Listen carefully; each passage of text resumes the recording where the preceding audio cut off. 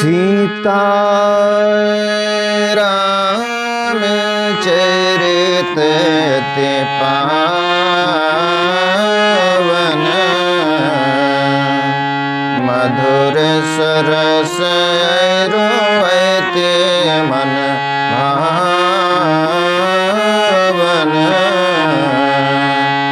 पुनि पुनि कहते सुने सुनाए,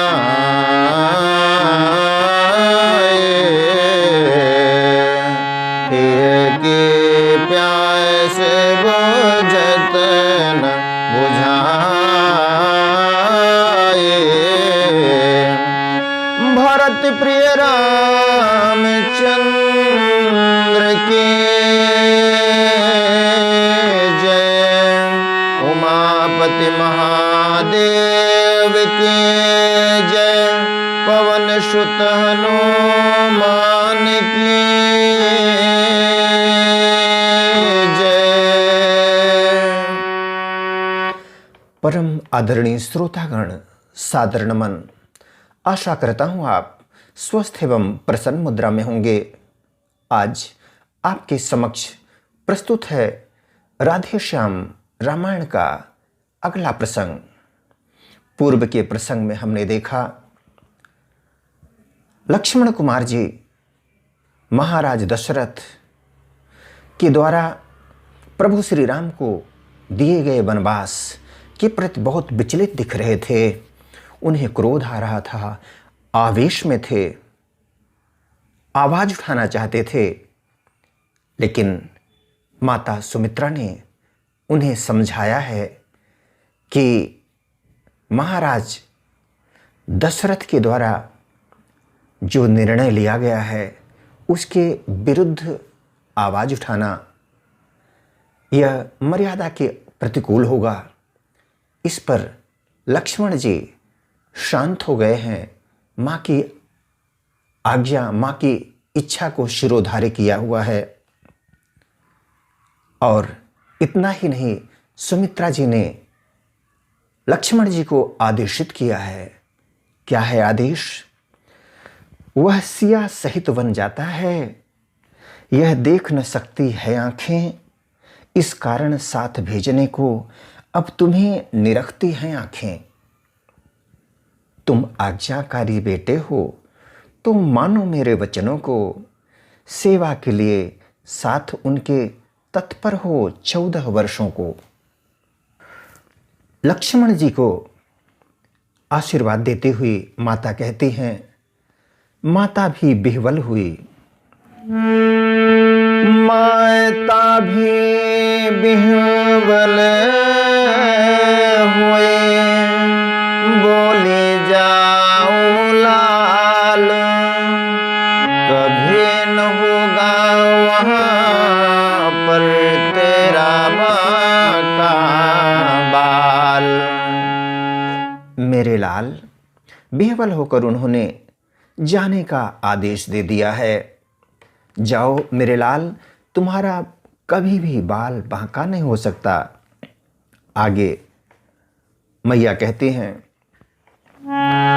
यदि बांका बाल हुआ भी तो होगा भाई की सेवा में, लग जाए प्राण की भी बाजी तो रघुराई की सेवा में।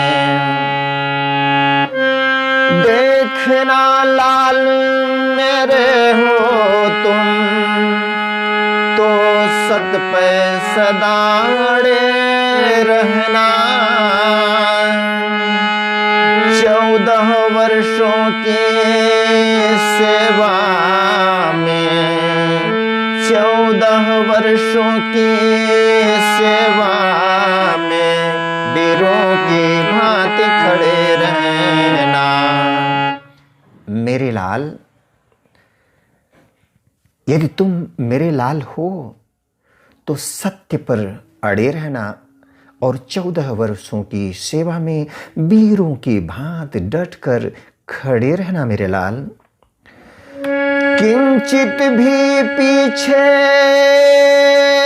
हटे लाल, तो क्षत्रिय धर्म मिटा दोगे, कर्तव्य मार्ग से डिगे अगर तो माँ का दूध लजा दोगे। जाओ प्रसन्न रखो उनको जो मुद मंगल के दाता है। अब पिता तुम्हारे रामचंद्र, अब सिया तुम्हारे माता है। मेरे लाल, यदि किंचित भी पीछे हटे तो क्षत्रिय धर्म मिट जाएगा, कर्तव्य मार्ग से डिगे तो मेरे दूध को लजा दोगे, अपनी माँ के दूध को लजा दोगे मेरे लाल। इसलिए जाओ प्रसन्न रखो उनको, सीता राम को खुश रखना जो मुद मंगल के दाता हैं। अब पिता तुम्हारे रामचंद्र, आज के बाद मेरे लाल तुम्हारे पिता रामचंद्र और सिया जी तुम्हारी माता है लाल। यह कह आशीर्वाद दे, सिर पर फेरा हाथ, हो प्रसन्न लक्ष्मण तभी चले नवाकर माथ। आशीर्वाद पाते ही लक्ष्मण कुमार जी प्रसन्न होकर नतमस्तक हो मैया को वहां से चल दिए हैं। कुछ समय वहां ठहरे लक्ष्मण, थे लाज भरे और मिला वहां, या यूं कहिए घन घोरों में था शरद चंद्रमा खिला जहां। कुछ समय लक्ष्मण जी वहां पे ठहरे तो वहीं लाज भरी उर्मिला जी खड़े थे। ऐसा लगा मानो घनघोर बादलों के बीच शरद ऋतु का चंद्रमा खिला हुआ हो। सीकों की सुघर चटाई पर वह गृह लक्ष्मी थी पड़ी हुई, जब स्वामी को आते देखा गंभीर भाव से खड़ी हुई। सीकों की सुंदर चटाई पर गृह लक्ष्मी उर्मिला जी पड़ी हुई थी।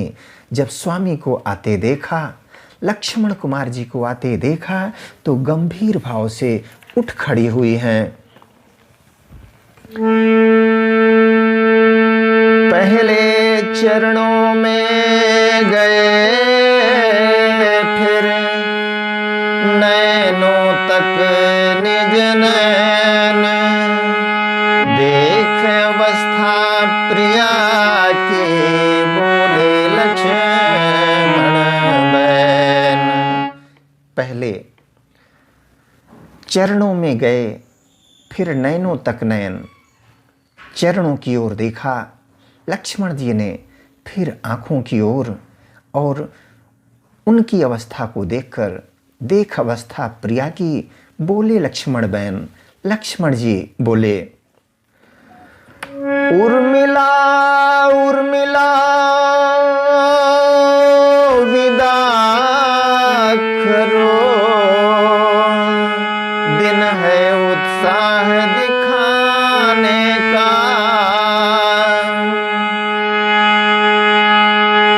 माने भी आज्ञा दे दे, प्रण है मेरा बन जाने का, माने भी आज्ञा दे दे, माने भी आज्ञा दे दे, प्रण है मेरा बन जाने का। विदा करोर मिले, उत्साह का दिन है, माँ की आज्ञा मिल चुकी है और मेरा प्रण बन जाने का है।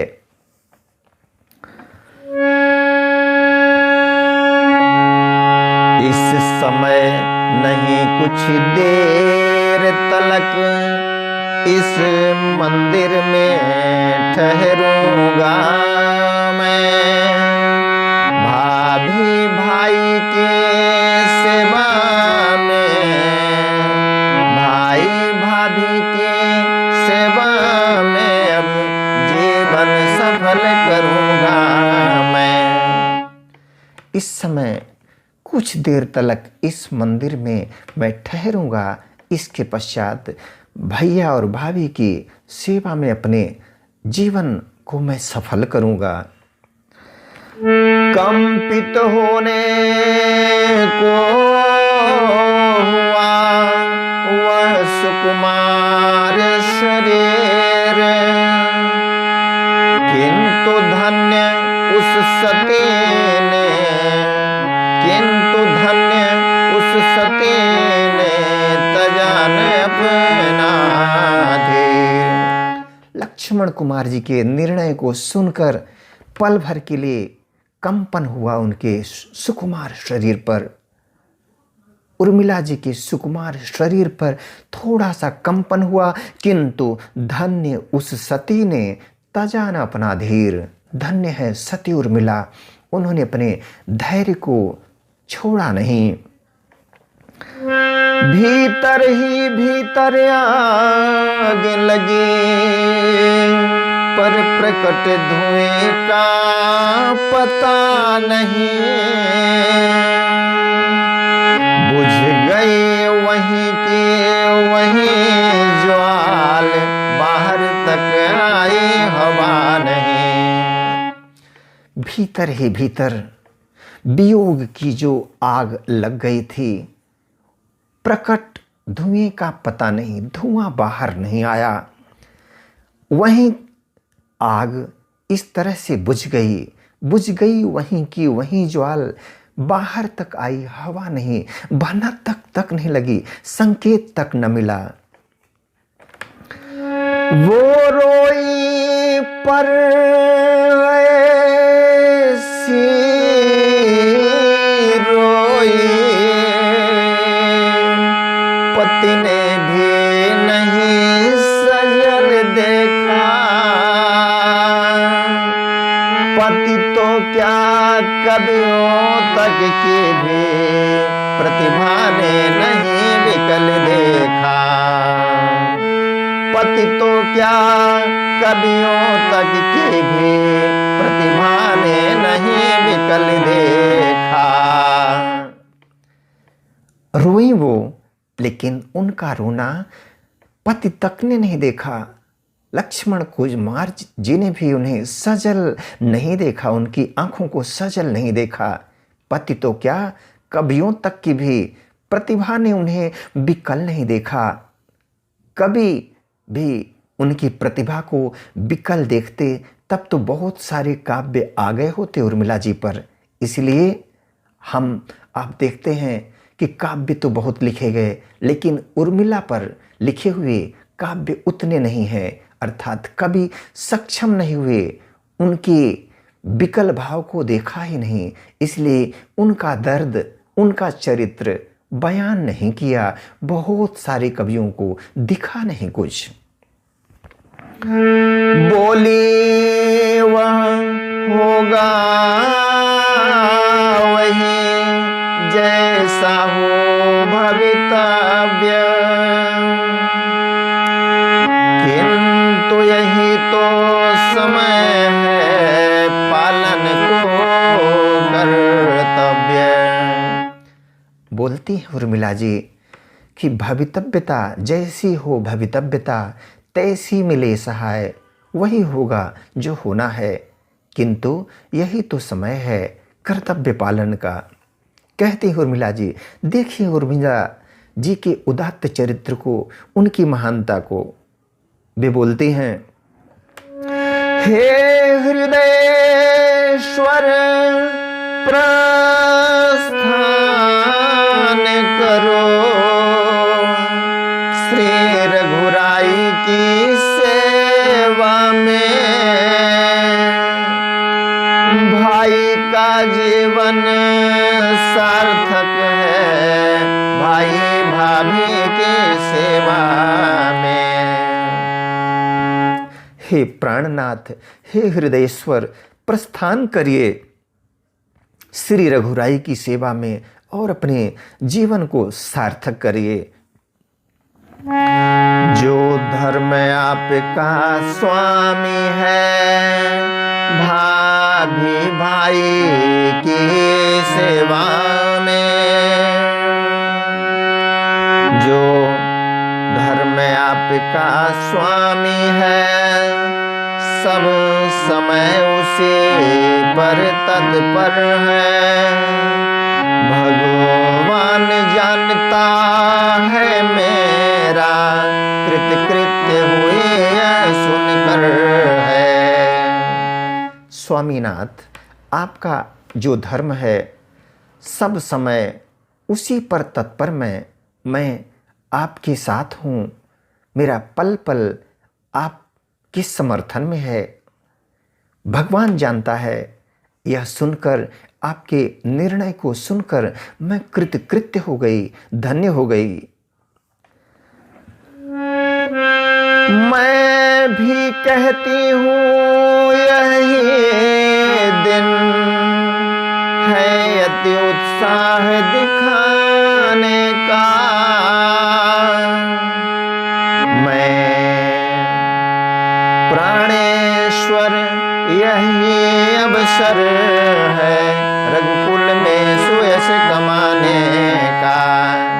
मैं भी यही कहती हूँ नाथ, यही तो उत्साह दिखाने का दिन है मेरे प्राणेश्वर। यही अवसर है रघुकुल में सुयश कमाने का, कीर्ति कमाने का।